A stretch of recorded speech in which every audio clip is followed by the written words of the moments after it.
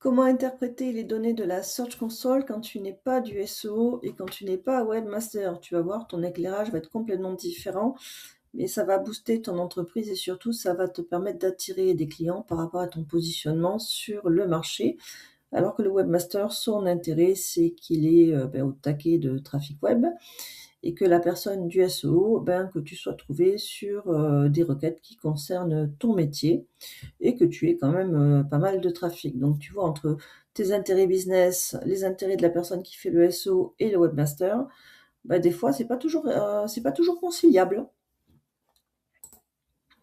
Donc quand on voit ce genre de graphique, on voit que la courbe bleu clair est proche de la violette. Bon, en fait, Google a essayé de rendre lisible, les courbes sur un graphe, mais tu verras en fait que ton nombre de clics, moi j'en ai 1 500 sur, 3 mois. Forcément, j'ai fait un travail, énorme au niveau SEO et au niveau éditorial et 220 000 impressions, mais les 2 se touchent, mais il y a quand même un écart et suivant effectivement ton marché, moi c'est le consulting stratégique et le SEO stratégique à l'international. Forcément, tu as un CTR. Si j'étais sur le marché du particulier, mon CTR serait plus grand, mais dans le B2B, c'est un CTR, normal.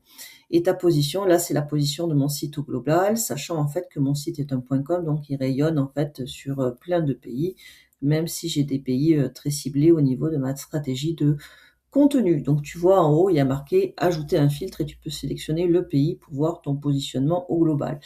Mais c'est le positionnement au global de ton site, pas sur ton métier et pas sur tes produits, c'est vachement différent. Donc quand on est, directeur commercial ou directeur marketing, on cible, des marchés. Donc en fait, moi j'ai sélectionné, la France.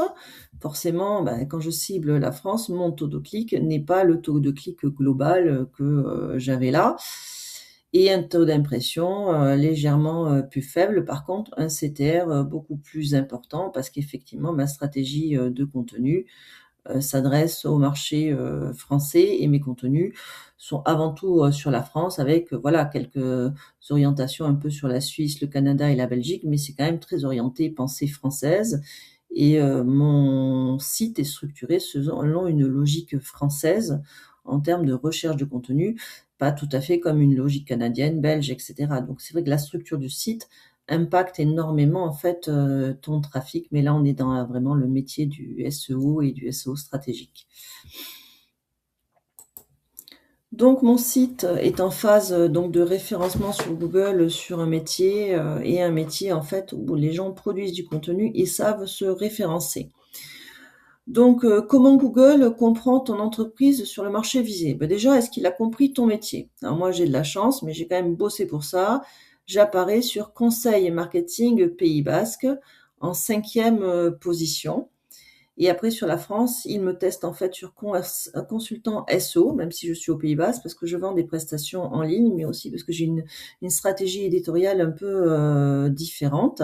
Si j'avais pas eu cette stratégie, éditoriale, si je ne vendais pas en ligne et si mon site n'avait pas été en 3 langues, évidemment qu'il m'aurait testé, uniquement sur consultant SEO Pays basque.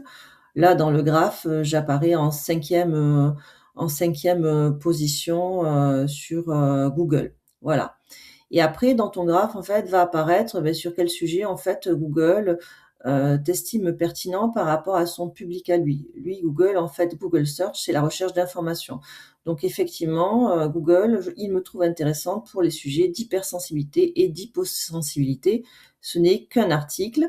Pourquoi j'ai fait cet article? Parce que j'accompagne les entreprises dans, la logique RSE et la publication de contenu et notamment sur, le handicap et les conditions en fait, de travail et effectivement l'hypersensibilité et l'hyposensibilité font partie des sujets, intéressants, à traiter.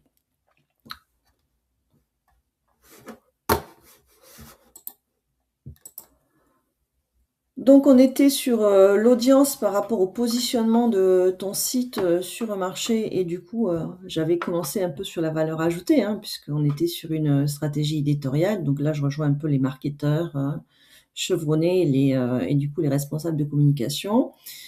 Donc il y a effectivement donc les sujets globaux, pour, ton audience. Mais tu vas voir que ton audience, en fait, tu as déjà des gens qui sont sur le marché, c'est un peu normal, hein. Moi, on m'a pas attendu et c'est normal.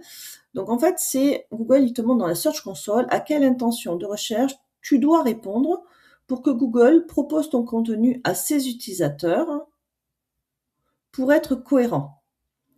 Donc par exemple, c'est comment comparer des consultants Green SEO pour choisir celui qui générera le plus de résultats commerciaux durables. Bien entendu, il ne faut pas répondre à la requête telle qu'elle est formulée. Il faut permettre en fait aux gens, quand tu fais un contenu, d'arbitrer, de prendre une décision sur le sujet qui est traité. Vous voyez? Moi, Google, il me trouve pertinente sur Google AI Overview France, parce que en français, en anglais et en espagnol, je publie des contenus pour comprendre en fait l'impact d'AI Overview en France et comment Google fonctionne en France, ce qui est logique en fait pour un consultant SEO qui adapte le SEO donc du coup à AI Overview, à Google, mais aussi aux autres ISIA. Et donc du coup, mon site doit se positionner sur ce type de contenu pour que Google en fait propose mes services ou mes contenus à des gens en fait qui vont réfléchir sur ces problématiques précises dans du coup leur métier et l'impact que ça peut avoir sur leur business.